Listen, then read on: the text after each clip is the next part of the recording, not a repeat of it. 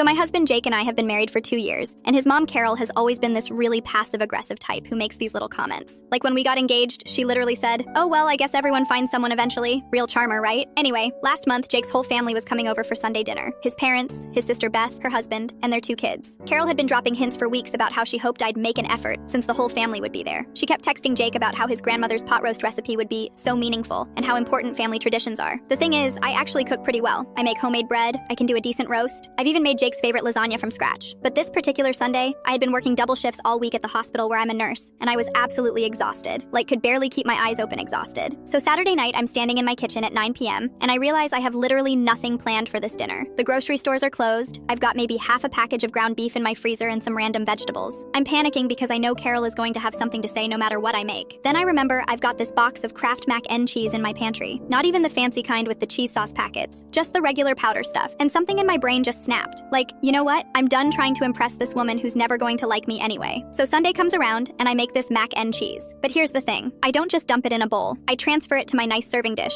the one we got for our wedding. I even put a little paprika on top to make it look fancy. I set the table with our good china and light some candles. The family shows up at 5 p.m. sharp because Carol is one of those people who's exactly on time for everything. Jake lets them in, and I can already see Carol scanning the kitchen, probably looking for signs of whatever elaborate meal she's expecting. We all sit down at the table, and I bring out this beautiful serving dish. Carol's face just lights up because she thinks I've finally made something worthy of her precious family dinner. She's probably thinking I made some fancy baked mac and cheese with 3 different cheeses or something. I serve everyone their portions with this big smile on my face. The kids dig in immediately because, let's be honest, kids love mac and cheese. But then Carol takes her first bite and I watch her face just freeze. She chews really slowly, and I can literally see the moment she realizes what she's eating. Her eyes get wide and she looks at Jake, then at me, then back at her plate like she can't believe what just happened. "This is," she starts to say, and I jump in real cheerful and go, "Kraft Mac and Cheese! I thought we'd keep it simple today." The table goes completely silent except for the kids who are happily eating away. Jake's dad is trying not to laugh. I can see his shoulders shaking. Beth is staring at her plate like she's afraid to look up, and Carol just sits there with this expression like I've personally insulted her entire bloodline. Finally, she puts her fork down and goes, "Well, this is certainly different." I just smile and say, "I know! Sometimes the classics are the best, right? This is actually Jake's favorite brand from when he was a kid." Which was true. Jake had told me he used to beg his mom for Kraft Mac and Cheese, but she always insisted on making everything from scratch. Jake's trying so hard not to lose it. He takes a big bite and goes,